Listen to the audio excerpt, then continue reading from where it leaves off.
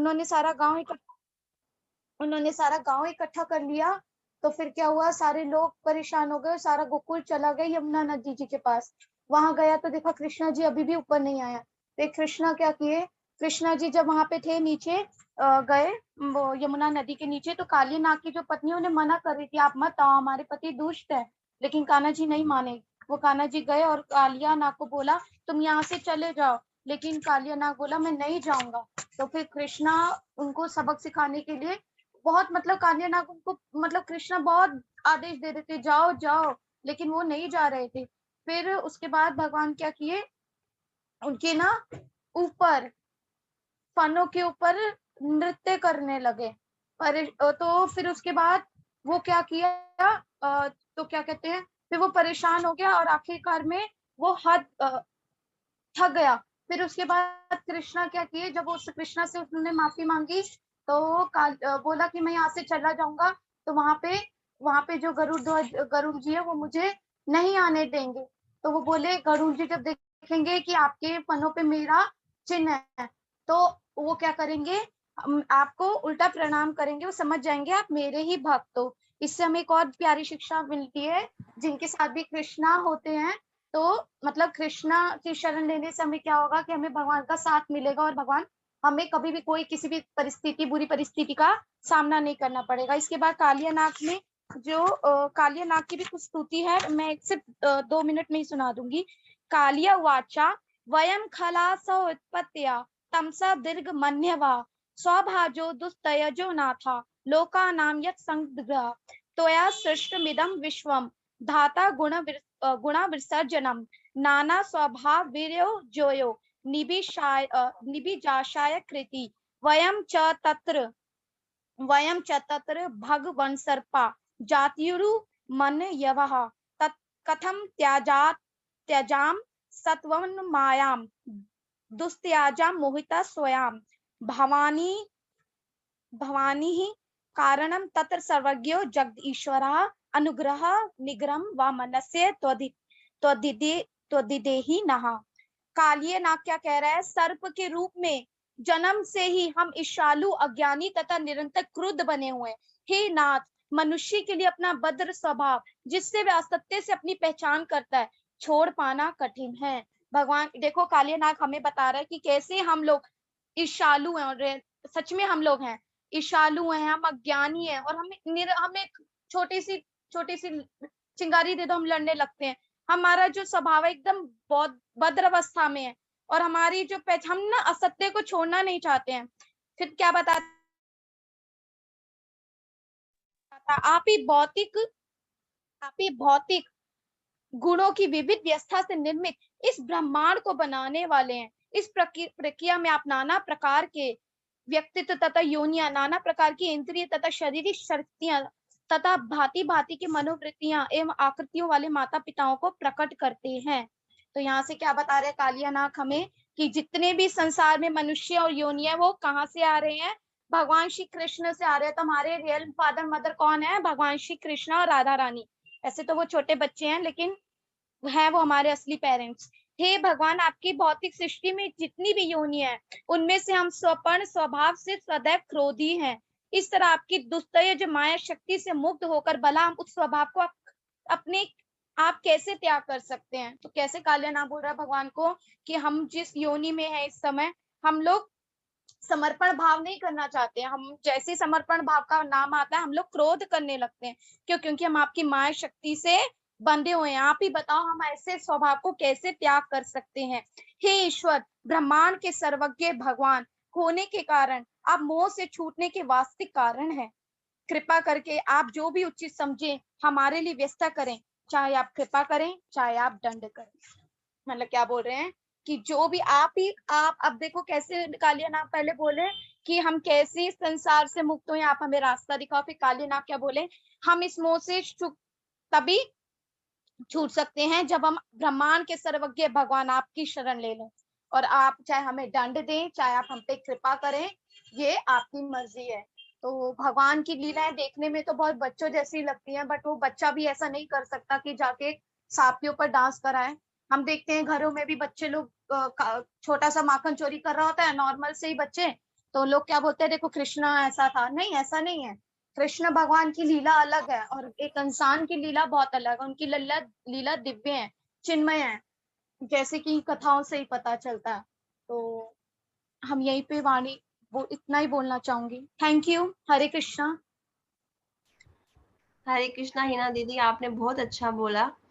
मुझे आपके कुछ पॉइंट्स बहुत अच्छे लगे कि जैसे लोग अपने बच्चे को कृष्णा से कंपेयर करते हैं कि कृष्णा भी करते थे वगैरह वगैरह। So we have to understand कि Krishna is not material, he is transcendental. उनकी लीलाएं ट्रांसेंडेंटल है। दूसरा, मुझे आपका ये पॉइंट बहुत अच्छा लगा जहाँ पे आपने बताया कि किसी समर्पण हम लोगों में नहीं होता है और उसकी वजह से बहुत प्रॉब्लम हो जाती है। ये समर्पण स्वामी महाराज में पूर्ण तरीके से था।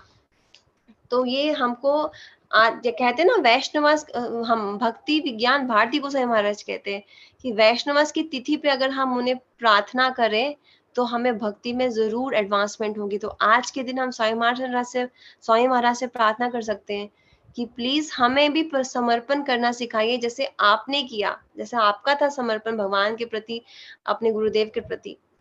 तो थैंक यू सो मच हीना दीदी। हरे कृष्णा। हमारे नेक्स्ट स्पीकर हैं, आई थिंक अभी कीर्तन होगा। सेकंड।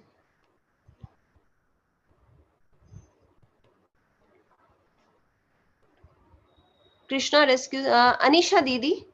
हरे कृष्णा अनीशा दीदी। हरे कृष्णा दीदी। दीदी अभी आप प्रणाम दीदी। अभी आपको ये बोलना ना टॉपिक पे, कृष्ण द्वारा श्री नंद महाराज जी का रक्षण, है ना? जी जी। और ठीक उसके है बाद मंगल गीत का भजन। हाँ जी बिल्कुल दीदी, ठीक है। जी दीदी, अपना आशीर्वाद दें कि हम अच्छे से बोल पाए। मेरा हरे आशीर्वाद दीदी, स्वामी महाराज का आशीर्वाद। हरे कृष्णा। हरे कृष्णा। आप सभी वैष्णव वैष्णवियों को और मेरा पूरा पूरा दंडवत प्रणाम आप सभी के चरण कमलों में। सबसे पहले तो हम अपने, जिन्हें हम अपना गुरु मानते हैं, श्रीला गुरुदेव श्रीला भक्ति वेदांत स्वामी महाराज, जिनके कृपा से आज हम कुछ बोलने की कोशिश करेंगे। हम इस योग्य बिल्कुल भी नहीं है कि हम कुछ बोल भी पाए, तो उनके प्रणाम मंत्र से हम ये स्टार्ट करना चाहेंगे। नमामि विष्णुपादाय कृष्ण पृष्ठाय भूतले श्रीमते भक्ति वेदांत स्वामी निति नामिने नमस्ते सरस्वती देवे गौरवाणी प्रचारिणे निर्विशेष शून्यवादी पाश्चात्य देश तारिणे। हरे कृष्णा। जैसा कि राधिका दीदी ने बताया कि आज का हमारा टॉपिक है वरुण पास से नंद महाराज की मुक्ति। हमने अच्छे से तैयारी बिल्कुल भी नहीं की और जो भी है हम श्रीला प्रभुपाद के कृष्ण बुक से टॉपिक्स ले लेकर बोलेंगे। आप सभी अपना, अगर मेरे से कुछ गलती हो जाए तो हमें प्लीज माफ कीजिएगा और गाइड कीजिएगा कि हम आगे बढ़ते। तो जब चैप्टर स्टार्ट होता है, वरुण जी के अवार्ड से नंद महाराज की मुक्ति की सुंदर लीलाओं को वर्णित करता है। गोवर्धन उत्सव प्रतिपदा के दिन हुआ। उसके पश्चात 7 दिनों तक घंघूर वर्षा इंद्र के द्वारा वृंदावन धाम पर हुई। शुक्ल पक्ष की नवमी बीत जाने पर दशमी को इंद्र ने कृष्ण की पूजा की और सारा मामला शांतिपूर्वक तय हो गया। उसके बाद एकादशी आई। उस दिन पर महाराज नंद ने दिन भर एकादशी व्रत रखा और अगले दिन द्वादशी के दिन उन्होंने सोचा कि मैं जल्दी जाकर नदी में स्नान करूं। तो जैसे वो, पर उन्हें समय का ज्ञात नहीं रहा इससे कि वो कितनी ही जल्दी, बहुत ही प्रातः समय में वो यमुना नदी में स्नान करने चले गए। और जैसे उन्होंने नदी में प्रवेश किया, वैसे ही तुरंत ही वरुण देव के सेवक ने उन्हें पकड़कर वरुण देव जी के अबॉर्ड में लेकर चले गए। और यहाँ नंद महाराज विस्मित है कि मैंने किया क्या है। तो उधर उन सेवक ने वरुण देव को बोला कि इन इंसान ने गलत समय पर, असुरी समय पर, जो कि वो बहुत ही सवेरे चले गए थे, सवेरा होने के पहले ही, रात के अंत में ही चले गए थे, उस समय में वो नदी में स्नान करना है।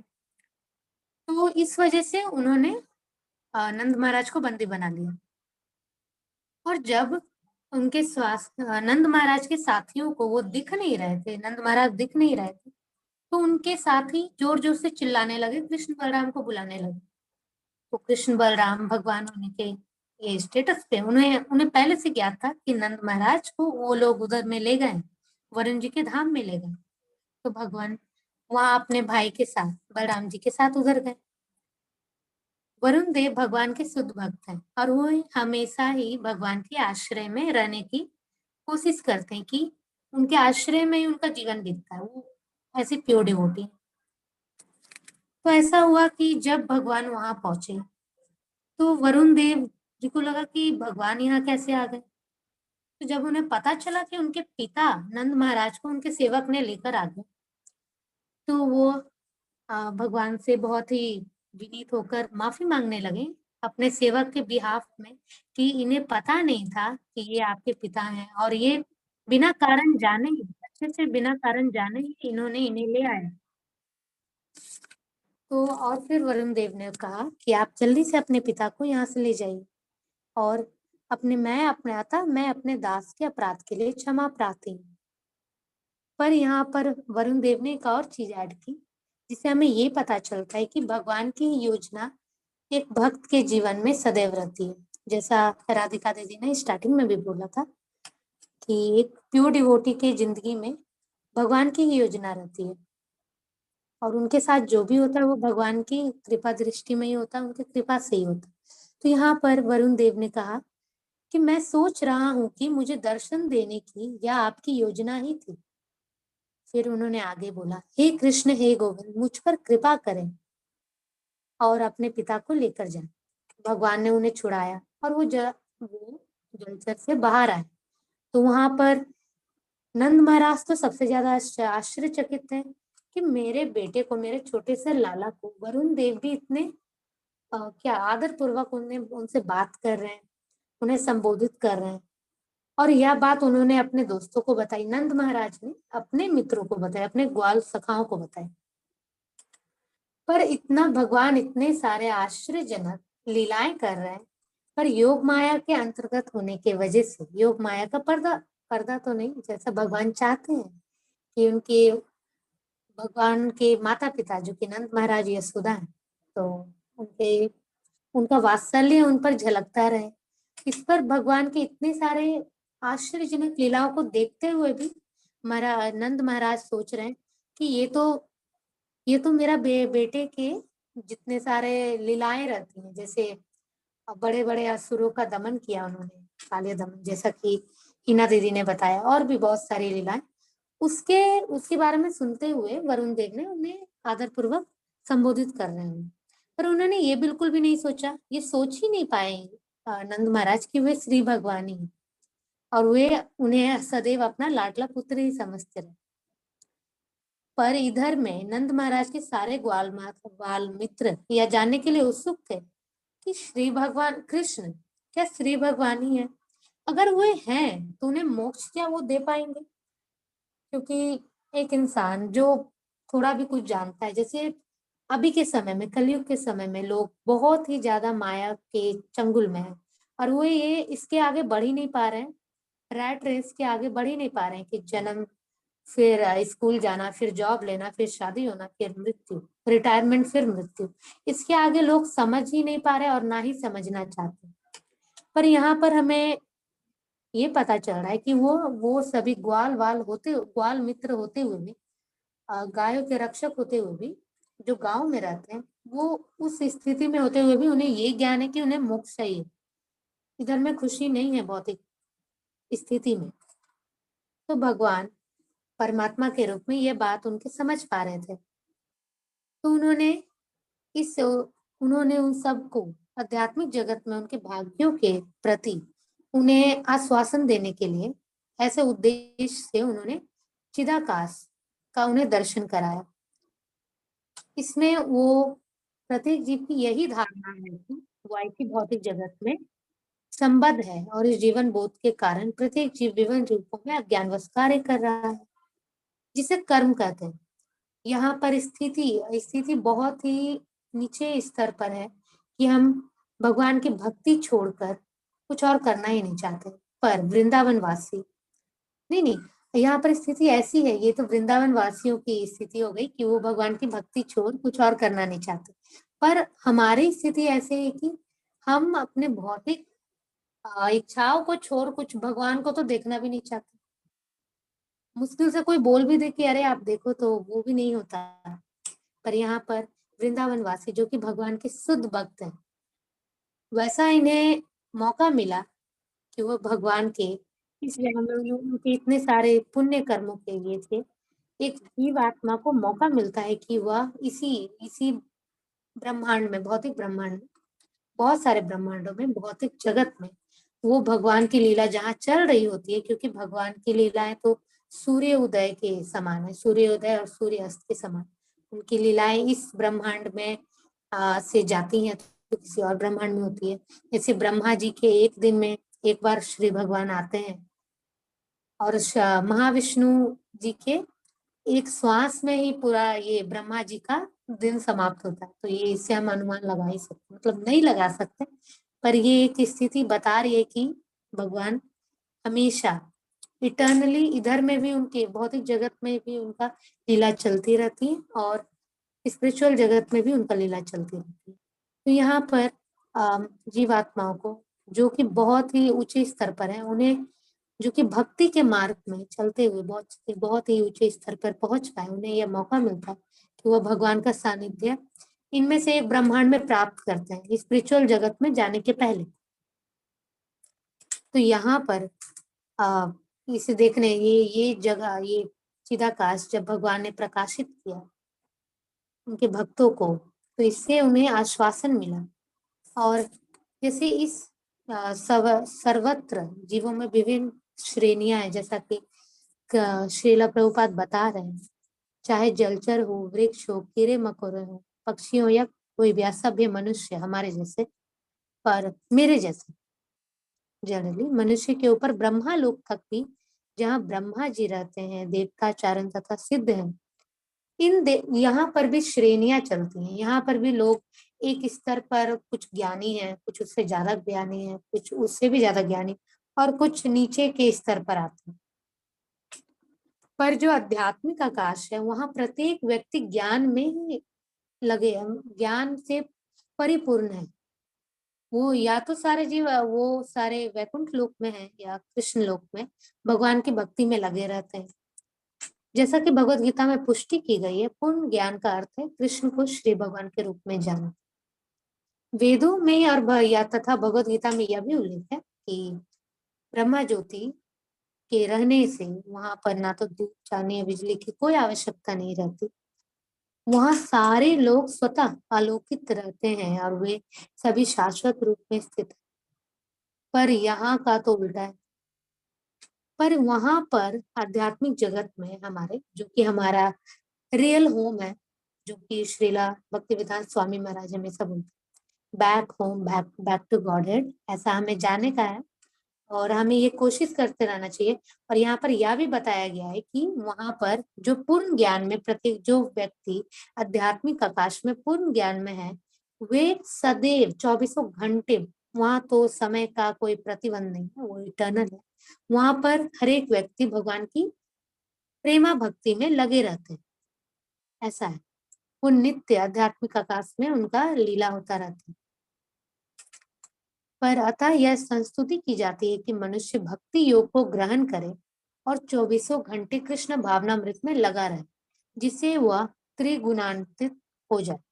ये हमें श्रीला भक्तिवेदांत स्वामी महाराज हमें बोल रहे हैं, हमें, हमारे लिए ये है जो हम लोग यहाँ नीचे के भौतिक जगत में है, माया देवी के चंगुल में है, यह हमारे लिए है कि हम मनुष्य जीवन पाकर इसे व्यर्थ ना गवाएं और भक्ति योग को ग्रहण करें, क्योंकि ये पुष्टि हो चुकी है पहले के वर्ड्स में, जो श्रीला प्रभुपाद हमें बता रहे हैं कि जो व्यक्ति पूर्ण ज्ञान में स्थित है वो भगवान की भक्ति में ही लगे रहते हैं। अतः वृंदावन के वासी निरंतर कृष्ण भक्ति में लगे रहने के कारण वैकुंठ लोकों की दिव्य प्रकृति को सरलता से समझ सकते हैं।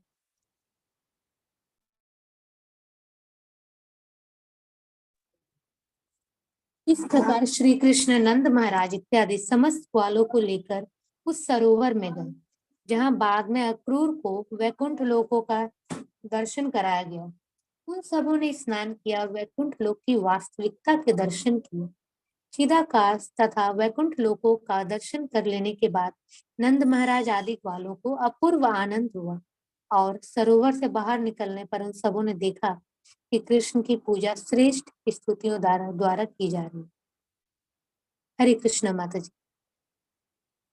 हरे कृष्णा निशा दीदी, थैंक यू सो मच। आपने बहुत अच्छे से ये समझाया कि किस तरीके से नंद बाबा, यशोदा मैया, सखास, gopis, nobody takes Krishna as भगवान इन वृंदावन। वृंदावन में ऐश्वर्य भाव नहीं, माधुर्य भाव, वात्सल्य भाव ही चलता है। मुझे गुरुदेव की कथा यहाँ पे याद आ गई, जहाँ पे गुरुदेव बताते हैं कि एक बार कृष्णा ने अपना भगवान का रूप यशोदा मैया को दिखाने का प्रयास किया और यशोदा मैया ने क्या सोचा, अरे अरे रे रे रे, मेरे बच्चे को तो भूत चिपक गया है। पूरा गोबर से लेप दिया कृष्णा को, छोटे से कृष्णा को, और पंडित के पुजारियों के पास ले गई, साधुओं के पास, कि इसका भूत भगाओ, ये ऐसा ऐसी हरकतें कर रहा है। सो एट नो सिचुएशन वो कृष्णा को भगवान देख ही नहीं पा रही थी एज भगवान। क्यों ऐसा? ये मैंने आज कथा में सुना, क्योंकि कृष्णा ने उनकी कोख से जन्म लिया है ना। देवकी मैया कृष्णा को अपना बेटा भी मानती है, भगवान भी मानती है, क्योंकि वहां पर भगवान प्रकट हुए थे मथुरा में। लेकिन गोकुल में नंद बाबा के घर में उनकी कोख से जन्मे, तो वो तो उनको अपना पुत्र ही मानती है, भगवान नहीं। इनफैक्ट उद्धव जी भी जब नंद बाबा को बोलते हैं आप क्यों रो रहे हैं, वो तो भगवान है, आपको खुश होना चाहिए, भगवान में आपके बेटे हैं। तो नंद बाबा कहते हैं, अरे मैं तो सोचता था कि तुम समझदार हो, पर तुम तो मूर्ख हो। तो वो कोई भी कृष्णा को इस भगवान ले ही नहीं पाता था। ब्रज की ये लीला ही ऐसी है। ठीक है दीदी, अभी आपको कीर्तन भी करना है ना, तो आप कीर्तन शुरू कर दीजिए। जी जी। हरे कृष्ण। हरि श्रिता कमला कुचा मंडला, हरि श्रिता कमला कुचा मंडला, धृता कुंडला, धृता कुंडला, कलिता ललिता, वनमाला, जय जय देवा हरि, राधे कृष्ण हरि गोविंद गोपाल, हरि वसुदेव लाला, भजो नंद दुलाला, जय जय देवा हरि, हरि दीनमणि मंडल मंडल, हरि दीनमणि मंडल मंडल, भावखंडना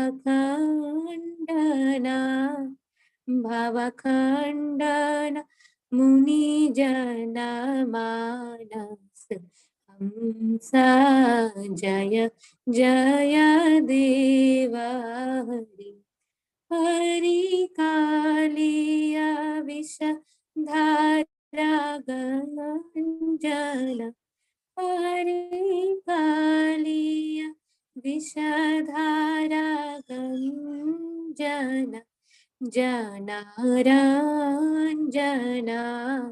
जनरंजन, यदुकुलनलिन दीनेशा, जय जय देवा हरि, मधुमूर नरकाविनाशन,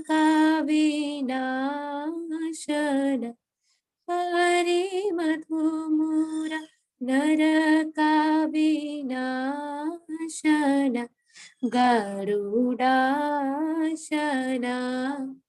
गरुडाशन, सुरकुलकेली निदान, जय जय देवा राधे कृष्ण हरि गोविंद गोपाल, हरि नंद दुलाल, भज यशोदा दुलाला, जय जय देवा हरि, हरि अमल कमल दलालोचन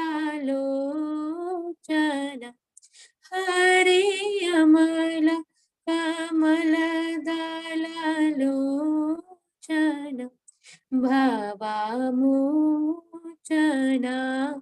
भवमोचन त्रिभुवन भुवन निदान जय जय देवा हरि जनक सुताभूषण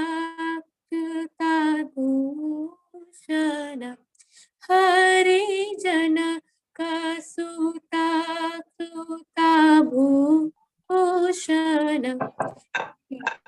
दूषण जितदूषण समर समित दास कंठ जय जय देवा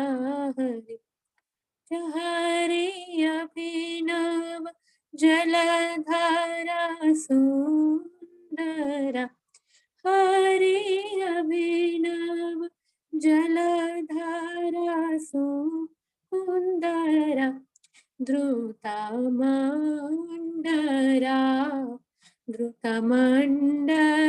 श्रीमुखचन्द्र चकोरा जय जय देवा हरि तव चरणे प्रणतावयम्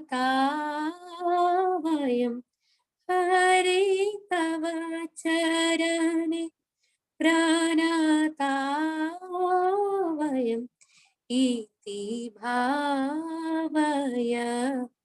इति भावय कुरु कुशूलम् रणतीषु जय जय देवा हरि श्री जय देवा कवीरहितम् हरि श्री जय देवा कवीरहितम् कुरुते मुदं मङ्गलम् उज्ज्वलं गीतं जय जय देवा हरि राधे कृष्ण हरि गोविंद गोपाल हरि वसुदेव लाल भजो नंद दुलाल भजो यशोदा दुलाल जय जय देवा हरि जय श्री जगन्नाथ महाप्रभु हरे कृष्णा दीदी हरे कृष्णा दीदी, बहुत अच्छे से आपने ये भजन गाया। आपकी वाणी बहुत अच्छी है। आप इसी तरीके से भगवान के भजन गाते रहिएगा। Thank you so much. Thank you तो दीदी ये मौका देने हमारे के लिए थैंक यू। हरे कृष्णा। हरे अभी हमारी अगली स्पीकर है चित्रा दीदी और वो गाएंगी Gopi Geet, the Gopi song of separation. Hare Krishna Chitra दीदी। प्रणाम दीदी। हरे कृष्णा।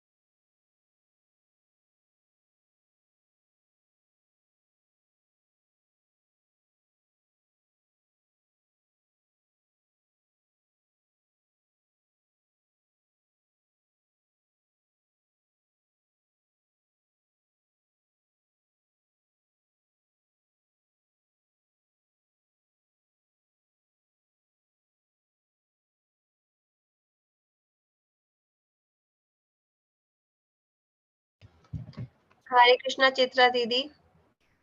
आ,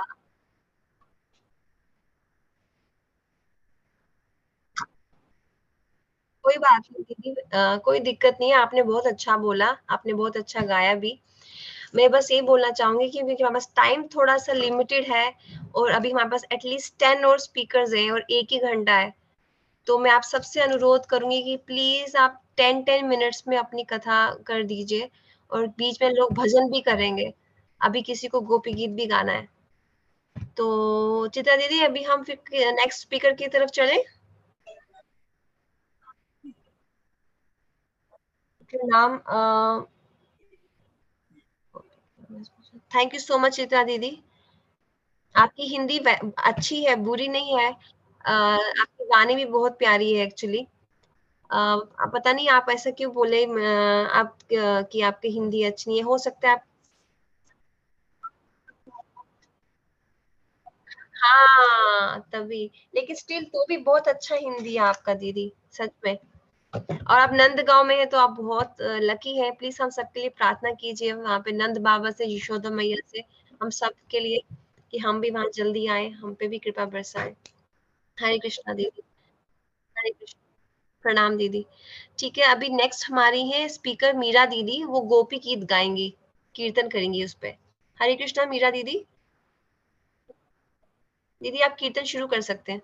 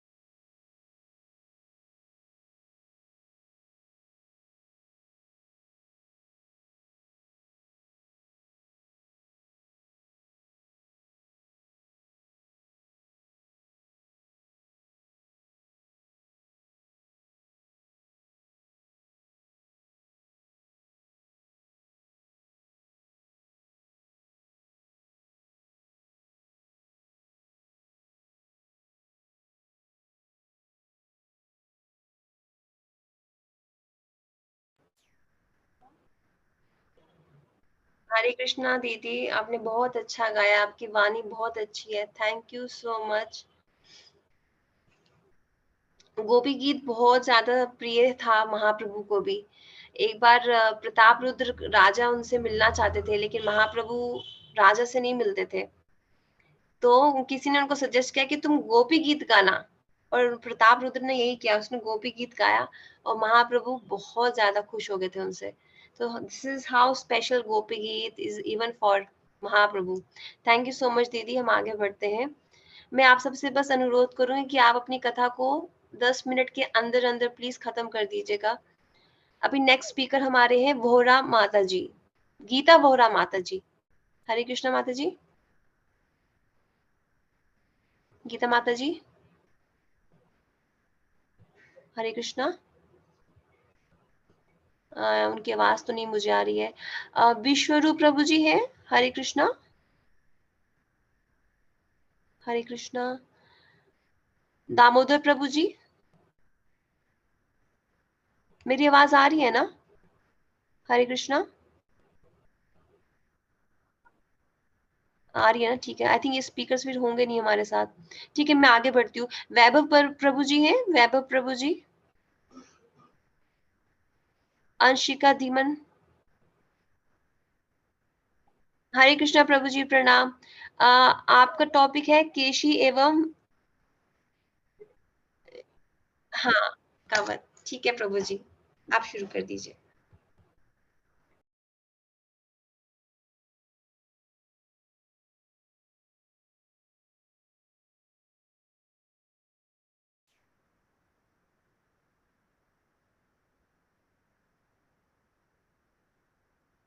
शुरू कर सकते हैं?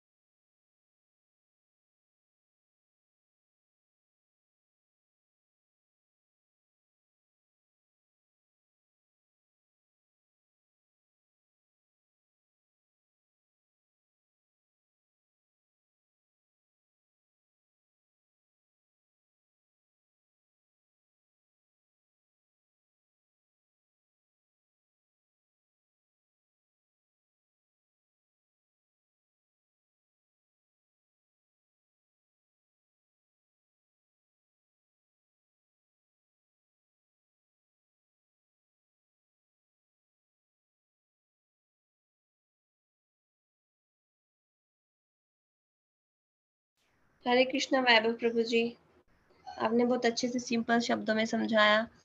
अंशिका माता जी हैं क्या हमारे साथ? हरे कृष्णा। हाँ अंशिका माता जी, और प्लीज जल्दी ही कीजिएगा खत्म करने का प्रयास, क्योंकि अभी भी हमारे पास 5-6 स्पीकर्स और हैं। हरे कृष्ण।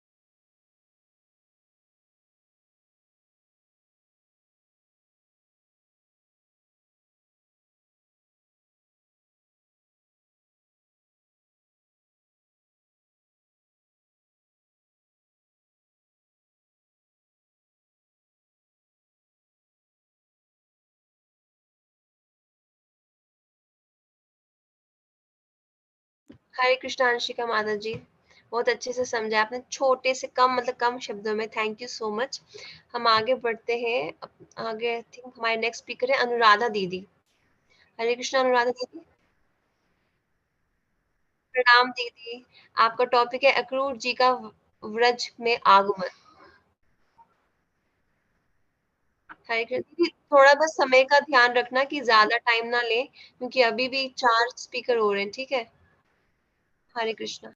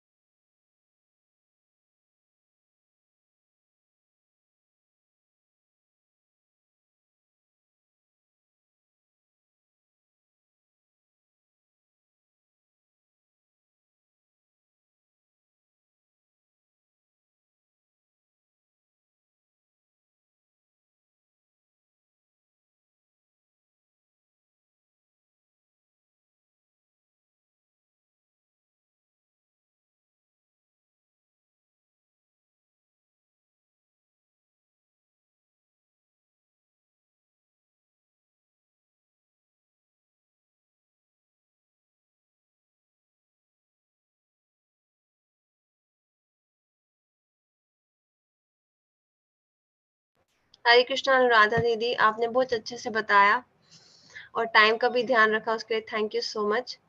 तो आगे बढ़ते हैं, हमारे नेक्स्ट स्पीकर है विभा दीदी। हरे कृष्णा विभा दीदी। हरे कृष्णा।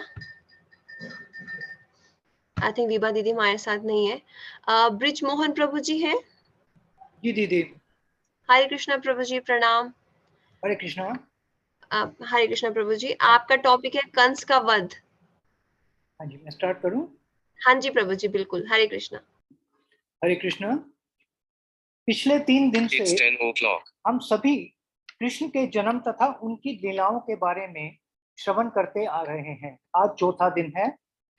हमने ये श्रवण किया है कि कैसे कंस अपनी बहन देवकी की शादी वासुदेव से करके बहुत धूमधाम से करवाते हैं, और जब वो रथ पर दोनों को बिठाकर विदा करने के लिए चलते हैं तो एक आकाशवाणी होती है, अरे मूर्ख, जिसको तू रथ पर बैठाकर लिए जा रहा है उसकी 8वें गर्भ की संतान तुझे मार डालेगी। कंस बड़ा ही पापी था, उसकी दुष्टता की सीमा नहीं थी, वो भोज वंश का कलंक ही था। हमने ये भी श्रवण किया कि कैसे अपना वरदान पूरा करने के लिए भगवान श्री कृष्ण द्वापर युग में इस धरा पर प्रकट हुए। उन्होंने कृष्णी और सुतपा को पुत्र रूप में आने का वरदान दिया था तथा धरा और द्रोण को एक पुत्र की तरह जन्म और वात्सल्य रस का वरदान दिया था। गुरु महाराज कहते हैं कि मथुरा में आंशिक रूप से श्री कृष्ण का आविर्भाव हुआ था, जन्म नहीं हुआ था। जन्म हुआ गोकुल में पूर्ण रूप से, यशोदा जी के गर्भ से पैदा हुए। मथुरा में जन्म नहीं लिया, गर्भ से पैदा नहीं हुए। 16 वर्ष की अवस्था में शंख चक्र गदा और पद्म लिए हुए चतुर्भुज नारायण रूप में प्रकट हुए थे। वसुदेव देवकी की प्रार्थना पर बालक का रूप धारण किया। तब वासुदेव जी देवकी नंदन को लेकर गोकुल में आते हैं और नंद यशोदा के यहाँ पालने में लिटा देते हैं। वहां से नंद यशोदा की जुड़वा पुत्री योग माया को ले जाते हैं और कृष्ण को सौंप देते हैं। ब्रजनंदन देवकी नंदन को आत्मसार कर लेते हैं, कृष्ण कंस को सौंप देते हैं। ब्रजनंदन देवकी नंदन को आत्मसार कर लेते हैं और अंश रूप में पूर्ण रूप में विलीन हो जाता है। जैसे जैसे कृष्ण बड़े होते हैं, कंस द्वारा भेजे हुए असुरों का एक एक करके संहार करते हैं और पृथ्वी का भार कम करते रहते हैं। इससे कंस बहुत भयभीत हो जाते हैं और कृष्ण को मारने की योजना बनाते हैं। कंस योजना बनाकर अक्रूर जी को श्री कृष्ण और बलराम दोनों भाइयों को मथुरा आने का निमंत्रण देकर भेजते हैं। नंद बाबा श्री कृष्ण बलराम और बाकी गोपों के साथ मथुरा जाने के लिए तैयार हो जाते हैं। मथुरा पहुंचकर जब भगवान श्री कृष्ण रंगशाला के दरवाजे पर पहुंचते हैं, तभी कुवलिया पीड़ नामक हाथी ने उनका रास्ता रोक लेता है। रास्ता ना देने पर उसका वध कर देते हैं और उसके दोनों दांत उखाड़ लेते हैं। दोनों भाई एक एक हाथी दांत कंधे पर रखकर रंगशाला में प्रविष्ट होते हैं। कुछ ग्वाल बाल भी उनके साथ चल रहे हैं। जब श्री कृष्ण बलराम जी के साथ रंगशाला में पधारे तो कंस उनको देखकर बहुत अचंभित होता है। रंगशाला में उपस्थित सभी नर नारी दोनों भाइयों को देखकर बहुत प्रसन्न होते हैं। उनको वे उसी रूप में दिखाई देते हैं जैसी जैसी उनकी भावना होती है। पहलवानों को वज्र कठोर शरीर, साधारण मनुष्यों को नर रतन, योद्धाओं को परम योद्धा अभिजीत अतुलित बलवीर लगे, स्त्रियों को मूर्तिमान कामदेव, गोपों को स्वजन, माताएं जो वात्सल्य दृष्टि से देख रही थी उन्हें छोटे से रसखान लगे, मुरलीधरन मनमोहक बालक अपने ही जीवन प्राण लगे। भक्तों को चतुर्भुज नारायण रूप में कृपा निधान लगे, भगवत स्वरूप भगवान लगे। कुटिल छलकामी कंस को यमराज दिखाई दिए, काल कराल महाविकराल हाथ में गदा लिए हुए दिखे। यह देखकर कंस बहुत अधिक घबरा गया। उसे याद आया कि इन्हीं कृष्ण ने ही तो पूतना, त्रिनाव्रत, शंखचूड़ी, केशी और धेनुक आदि का तथा और भी कई दुष्ट व्यक्तियों का वध किया है। इन्होंने ही गो और गवालों को दावानल की ज्वाला से बचाया है। कालियानाग का दमन और इंद्र का मान मर्दन भी इन्होंने ही किया है। इन्होंने 7 दिनों तक एक ही हाथ पर गिरिराज पर्वत गोवर्धन को उठाए रखा और उसके द्वारा आंधी, पानी तथा वज्रपात से गोकुल को बचा लिया। इन्होंने ही प्रलंबासुर, वत्सासुर और बकासुर आदि को मारा है। कंस को समझ आ गया कि इनसे जीतना तो बहुत ही मुश्किल है, तो उसने मक्कारी से उनको अपनी वीरता का प्रदर्शन मल्ल युद्ध प्रतियोगिता द्वारा करने को कहा। कंस ने उन्हें मल्ल युद्ध करने के लिए आमंत्रित किया। कंस ने पहले से ही अपने राज्य के चोटी के पहलवान बुलाए हुए थे। उनमें से एक चाणूर ने उनको मल्ल युद्ध के लिए ललकारा, जिसे श्री कृष्ण और बलराम जी ने स्वीकार लिया। भगवान श्री कृष्ण ने चाणूर आदि के वध का निश्चित संकल्प कर लिया। श्री कृष्ण चाणूर से और बलराम जी मुष्टिक से जा भिड़े। वे एक दूसरे को जीत लेने की इच्छा से हाथ बांधकर और पैरों में पैर पड़ाकर बलपूर्वक अपनी अपनी ओर खींचने लगे। वे पंजों से पंजे, घुटनों से घुटने, माथे से माथा और छाती से छाती भिड़ाकर एक दूसरे को चोट करने लगे। भगवान के अंग प्रत्यंग वज्र से भी कठोर हो रहे थे। उन्होंने चाणूर की दोनों भुजाएं पकड़ ली और उसे अंतरिक्ष में बड़े वेग से कई बार घुमाकर धरती पर दे मारा। चाणूर के प्राण तो घुमाते समय ही निकल गए थे। इसी प्रकार मुष्टिक को बलराम जी ने बड़े जोर से एक तमाचा जड़ दिया। वो आंधी से उखड़े हुए वृक्ष के समान प्राणहीन होकर खून उगलता हुआ पृथ्वी पर गिर पड़ा। इसके बाद बलराम जी ने ऊठ नामक पहलवान को खेल खेल में ही मार डाला। उसी समय भगवान श्री कृष्ण ने पांव की ठोकर से शल का सिर धड़ से अलग कर दिया और तोशल को तिनके की तरह चीरकर 2 टुकड़े कर दिया। कंस इससे बहुत दुखी हुआ और अपने सेवकों से कहने लगा, इन सभी को बाहर निकाल दो, कैद कर लो या मार डालो। तभी अविनाशी श्री कृष्ण कुपित होकर कुर्ती से वेग पूर्वक उछलकर उसके ऊंचे मंच पर जा चढ़े। मृत्यु स्वरूप भगवान श्री कृष्ण को सामने देख वह अपने सिंहासन से उठा और हाथ में तलवार उठा ली। जैसे गरुड़ सांप को पकड़ लेता है, वैसे ही भगवान ने बलपूर्वक उसे पकड़ लिया। उसी समय कंस का मुकुट गिर गया और भगवान ने उसके केश पकड़कर उसे भी उस ऊंचे मंच से रंगभूमि में नीचे गिरा दिया। फिर भगवान श्री कृष्ण उसके वक्षस्थल पर स्वयं कूद पड़े। उनके कूदते ही कंस की मृत्यु हो गई।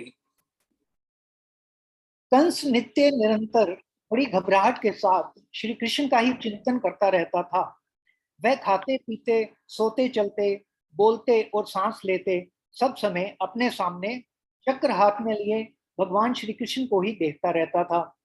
इस नित्य चिंतन के फलस्वरूप वह चाहे द्वेष भाव से ही क्यों ना हो, उसे भगवान के उसी रूप की प्राप्ति हुई, स्वरूपीय मुक्ति हुई, जिसकी प्राप्ति बड़े बड़े तपस्वी योगियों के लिए भी कठिन है।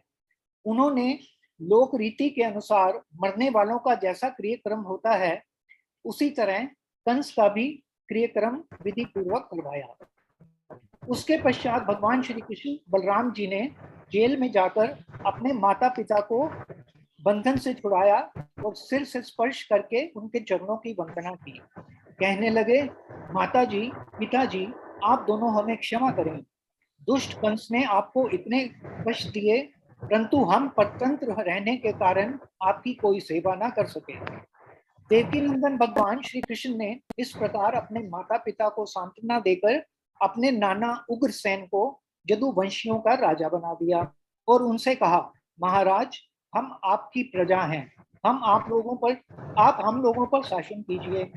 राजा ययाति का श्राप होने के कारण यदुवंशी राज सिंहासन पर नहीं बैठ सकते। उसके पश्चात देवकी नंदन भगवान श्री कृष्ण और बलराम जी दोनों ही नंद बाबा जी के पास आए और गले लगने के बाद उनसे कहने लगे, पिताजी, आपने और माँ यशोदा ने बड़े स्नेह और दुलार से हमारा लालन पालन किया है। पिताजी, अब आप लोग ब्रज में जाएं, इसमें संदेह नहीं है कि हमारे बिना वात्सल्य स्नेह के कारण आप लोगों को बहुत दुख होगा। यहाँ के सुहित्र संबंधियों को सुखी करके हम आप लोगों से मिलने के लिए जरूर आएंगे। भगवान की बात सुनकर नंद बाबा ने प्रेम से अधीर होकर दोनों भाइयों को गले से लगा लिया और फिर नेत्रों में आंसू भर गोपों के साथ ब्रज के लिए प्रस्थान किया। इससे हमें क्या शिक्षा मिलती है? इससे हमें ये शिक्षा मिलती है कि भगवान कृष्ण बड़े ही दयालु हैं और कृपालु हैं। हमें निरंतर उनका नाम लेते रहना चाहिए, चाहे प्रतिकूल हो या अनुकूल। वो उसके परिमाण में ही उसका फल देते हैं। इसीलिए हमें हर समय हरि नाम करते रहना चाहिए और प्रभु को याद करते रहना चाहिए। इसी के साथ मैं अपनी वाणी को विश्राम देता हूँ। जाने अनजाने में यदि कोई त्रुटि रह गई हो तो उसके लिए क्षमा प्रार्थी हूँ। वांछा कल्पतरुभ्यश्च कृपा सिंधु भय अवच पतितानां पावने भयो वैष्णवेभ्यो नमः। हरे कृष्ण प्रभु जी, आपने बहुत अच्छे से समझाया, आपसे कोई भी गलती नहीं हुई है। Thank you so much. मैं बस एक चीज ऐड करना चाहूंगी यहाँ पे, जो मैंने गुरुदेव की कथा में सुना था कि यशोदा मैया अक्सर कृष्णा को डांटती है, कभी छड़ी दिखाती है, कभी रस्सी से बांध देती है, और कृष्णा रोते भी हैं, डरते हैं उनसे, रोते हैं। और वहीं पे जब कृष्णा मथुरा जाते हैं कंस का वध करने के लिए, चानू और मुष्टि जो ये रेसलर्स थे, इनको देख के कृष्णा स्माइल कर रहे हैं, हंस रहे हैं, खुश हो रहे हैं, जबकि वो कृष्णा को अटैक करना चाहते हैं, हार्म करना चाहते हैं, हर्ट करना चाहते हैं। और गुरुदेव बताते थे कि यशोदा मैया इवन दो कृष्णा को रुला रही है, स्टिल वो भक्ति है। चारू और मुष्टि कृष्णा को हंसा रहे हैं, स्टिल वो भक्ति नहीं है, क्योंकि वो कृष्णा को हानि पहुंचाना चाहते हैं। और यशोदा मैया कृष्णा की भलाई के लिए कृष्णा को रुलाती है ना? तो कितना ज्यादा वात्सल्य भाव है यशोदा मैया में। थैंक यू सो मच प्रभु जी। अभी कालरा प्रभु जी हैं हमारे साथ। दीदी मैंने ही बोला है अभी, ब्रिजमोहन कालरा। ब्रिजमोहन प्रभु जी। हाँ, ब्रिजमोहन अच्छा, कालरा सेम एक ही नाम है दीदी। अच्छा सेम है, ओके ओके, ठीक है, सॉरी प्रभु जी, मेरे से गलती होगी। ठीक है, तो हमारा आज का सेशन फिर खत्म हो गया है। जो लोग नहीं आज बोल पाए वो हम कोशिश करेंगे कल ज्वाइन हो जाए, कल बोल लें। थैंक यू सो मच, आप सब हमसे जुड़े, आपने टाइम दिया, एनर्जी दी, अपनी वाणी को भगवान की कथा में लगाया। आप सबको प्रणाम करते हैं, और प्लीज ऐसी आप भक्ति करते रहिए और हमारे साथ जुड़ते रहिए। Thank you so much. Hare Krishna. Hare Krishna. Hare Krishna. एक श्लोक बोल लूं दीदी? हाँ जी, बोलिए ना। कृष्णाय वासुदेवाय देवकी नंदनाय च नंद गोप कुमाराय गोविंदाय नमो नमः। हरि बोल। हरि बोल, जय हो। नंद उत्सव की सबको बधाइयाँ, और प्रभुपाद के प्रकट दिवस की भी सबको बधाइयाँ। हरे कृष्णा। कृष्ण। हरे कृष्णा दीदी। हरे कृष्णा प्रभु जी, प्रणाम।